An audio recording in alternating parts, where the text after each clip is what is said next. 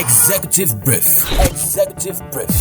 My good people of Abia State, it is my honor and pleasure to address From the seat of governance in Abia, God's own state, comes a compendium of the governor's weekly engagement in the service to humanity and God. This government is in its second and final tenure, and therefore we are in a hurry to gain traction and achieve what our mandate the people have given to us and defined for us as assignment. Join the Chief Press Secretary to Abia State Governor Onyebuchi Imemanka on Flow 94.9 FM as he tracks Governor Ikpeazu's activities in delivering on the social contract with the good people of Abia State. We have received awards and acknowledgement as the SME capital of Nigeria in recent times. Executive Brief. Every Friday at 9:30 a.m. on Flow 94.9 FM, the flow of God's own state. Executive Brief from the horse's mouth. There is now a deliberate effort to ensure that our infrastructure is solid and durable.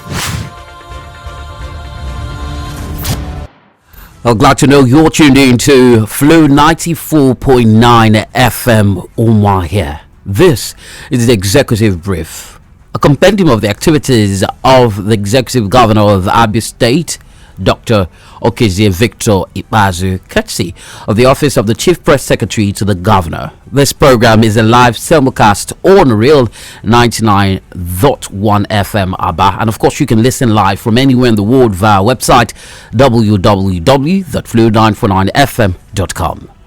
Today we were speaking with the Chief Press Secretary, Barrister Onyebuchi Imemanka, the journalist or the barrister in journalism, as it's correctly pronounced, who is away in Abuja on an official assignment, of course, with the executive governor. Recently, we hear statements like, wherever he goes, I go. We do have him via phone this morning. A very good morning to you, Barrister. Good morning, TC Bara. Good to be here. Good to be there. We're connected to us here. Glad to have you connect with us. I hope you're having a pleasurable weekend and the work is not stressing you out. Well, it's not weekend yet. We are at work. Friday. Yes, Luchaveno. Weekend will go from this evening and then tomorrow. All right. Well, would you mind letting us know, and of course, Ndiabia, know what the governor, your principal, is doing in Abuja at the moment? Well, he's here on some official event, business, attending to several other issues. And then yesterday he was part of an event that involved some other governors and some meetings yesterday, quite a lot of meetings. You can be sure that the reason why the governor is in Abuja is in the best interest of the people of Abia State. Okay. All right, so we'll put a stop to that at that point and go into an issue that generated some spark on the internet and, of course, in Umuahia and Aba. Now, this week, the governor met with student leaders of the Abia State University, and in that meeting, the governor promised to enhance the welfare of students and assure them that in 2 months, in 60 days, he will liaise with the assessment team of the vice chancellor of the school to provide regular water, conveniences, solar light to the institution, and to do everything to ensure the resumption of academic activities in Abia State University. Now, in that particular meeting as well, the state governor also asked for a reduction in the amount of palliative prevention fee from 25,000 to 10,000 naira. Well, when a letter was made available from the office of the registrar to that effect, it didn't go down well with students, parents, Abians, and there was a public outcry. Generously, the governor approved that fee should be expunged, should be taken away, and also approve the payment of 30,000 naira to every student of Abia State University. I'd like you to confirm, then narrate the trail of events that led to where we are now. Yeah, thank you very much. The Abia State University is a statutory body. By statutory body, what it means is that it is set up by a law. Okay. And the institution is independent, even though it is owned by the government of Abia State. It is like a parastatal that runs its own affairs. Now, when the governor, as part of, in line with his continued interactive sessions with cross-section of Abians, met with the student leaders. The issue of the pandemic fee was not the reason for that meeting. It was just, if you recall, on his birthday, he also had an interactive session with another group of youths, where he also provided some financial support to some startup businesses. Okay. So he in line with that, he met with students, the student leaders, leadership and membership of the Students' Union Government, the Students' Representative Council, and all the departmental presidents. It was just an interactive session. And while that session was on, the issue of the fee came up. And what the governor did was to there and then order a reduction. He said the government will bear the cost of the 10,000 naira that was initially, reduced from the money, making it 15,000 as at then, from 25,000 to 15,000. Now, when the university made an official statement authenticating that payment, the outcry was huge, and a lot of parents complained. And when these reports got to the governor, he, being a parent and a concerned parent at that, reviewed the situation and immediately ordered that the fee be cancelled. What the governor did was just to stay on the side of the people of Abia State, the parents and the students. You've mentioned that Abia State University is a statutory body, but some persons can't help but ask the question: why, in the first place, did we have a PPF, like preventive fee in the first place? Yeah, like I said, if you understood me, the university runs independently to some extent, and they raise their own fees, fund their activities, subject to certain government restrictions. And in line with that restriction, the governor intervened because of the public outcry. And that is what a true leader does. You understand it now? All right. So some persons also have on the program we had today, the newspaper headlines, callers suggested that the 30,000 naira which the governor promised, that was going to be paid to students, I think as a form of bursary of some sort, should have been passed as a bill into law, so that it becomes constitutional, that students will enjoy. I think you are missing the point. This is just a one-off thing. Okay. It's just a one-off thing for now to help. Nobody is praying for another corona pandemic, so it's just a one-off thing. There's nothing requiring any legislative action on this.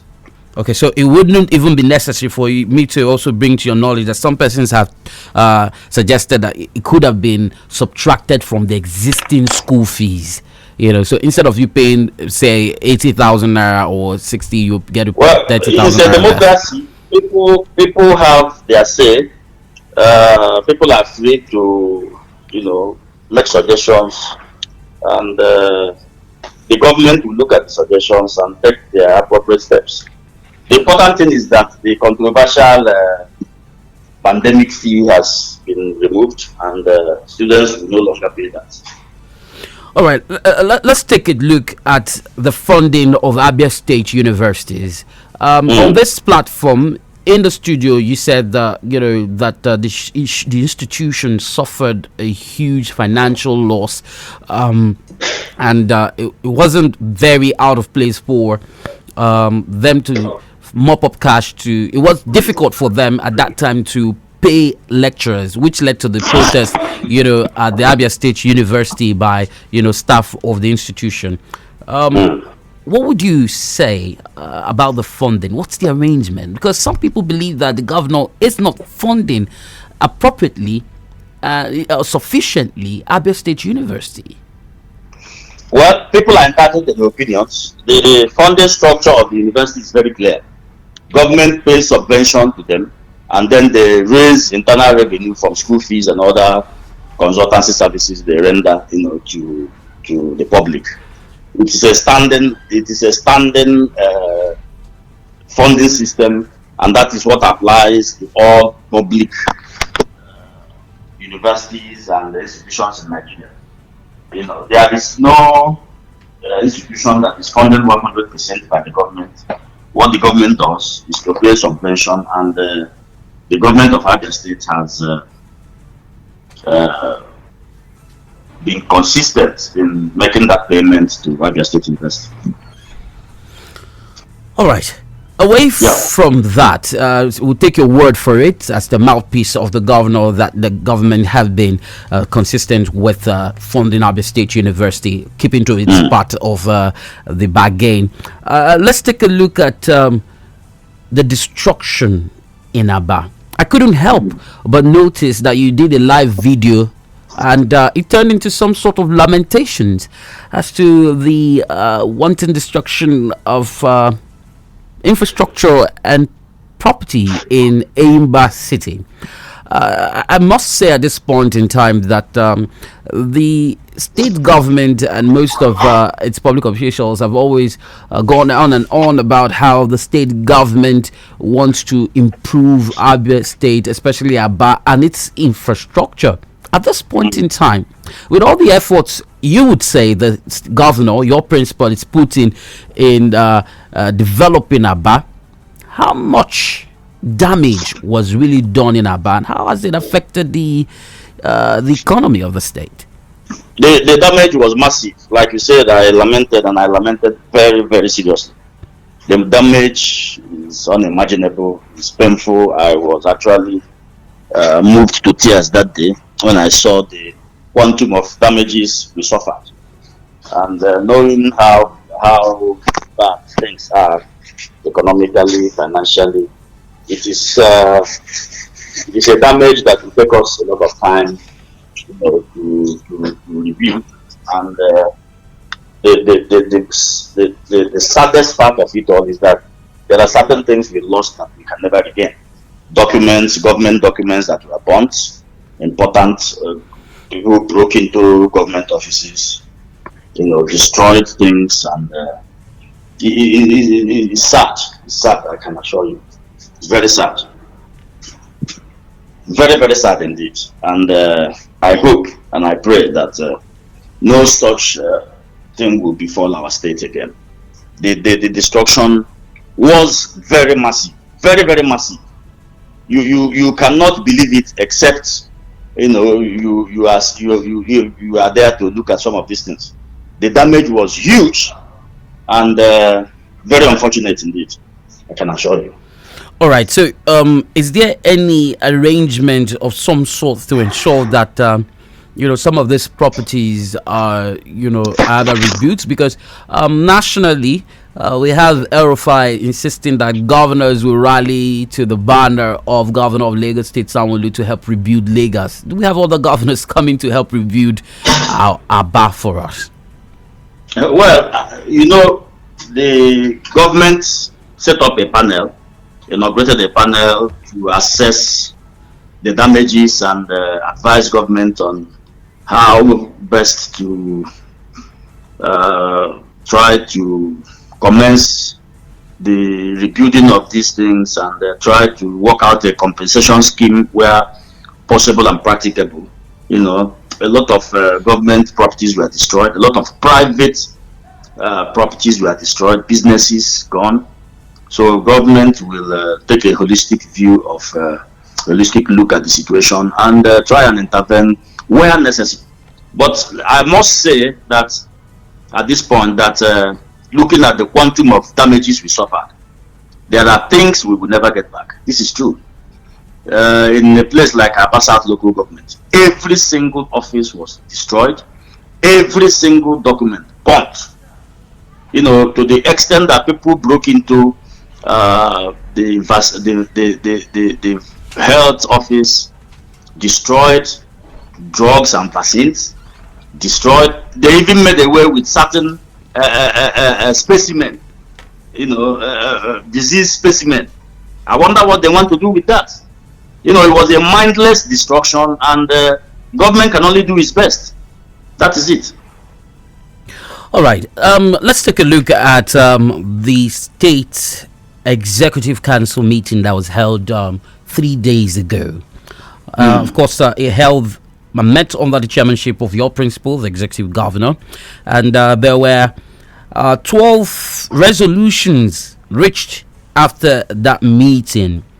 Let's take a look at some projects approved: the renovation and subsequent commercialization of the Abia State Staff Quarters, Okota, Lagos; the restructuring plan of the Abia State Road Maintenance Agency; the approval to renovate old Nnamdi Azikiwe Secretariat of Grube layout in conjunction with the Nigerian Society of Engineers Abia State chapter. Looking at projects and construction, with emphasis on the restructuring plan of the Abia State Road Maintenance Agency. Of course, with the mantra of the state government tagged as Kinetic Abia, which is focused on road construction and movement.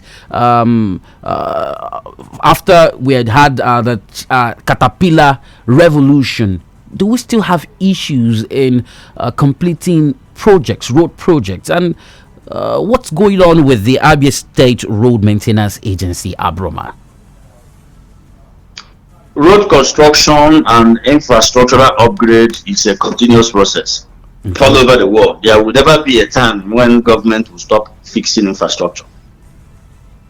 All over the world. So, I mean, the resolutions of the State Executive Council speak for themselves. The Commissioner for Information, presented the resolutions, and they are there, straightforward. Every single government agency seeks to reinvent itself, seeks to get better, seeks to improve its services, and what is happening at the plan to restructure Abroma is part of that principle. Every single, even as individuals, we keep seeking for ways to get better in what we do, in our families, in our businesses, in our work. So it's the whole idea is to reposition Abroma for greater service and more efficient service delivery to the people of Abia State. What the governor intends to do is to strengthen Abroma and make it more efficient in its service delivery mantra. Yeah. All right. Chief Press Secretary, sir, I know it's a question you usually do not like responding to, but would you mind bringing us up to speed with the itinerary of the governor, his immediate itinerary? Are you back in the state anytime soon? What are we looking at, in the coming week? When we get back, you will be the first to know, I assure you. Okay. The governor's itinerary is determined by a whole lot of factors. Being governor is not a tea party. You have to attend to several issues. But I can assure you, you will see us sooner than you expect. All right, then. I look forward to having you back in the state, safe and sound. At this point in time, I'd like to let you go, hopefully, so you can continue with your duties. Thank you very much, Tisiba. Thank you. Thank you very much for sparing us time and talking with us this morning. Thank you so much.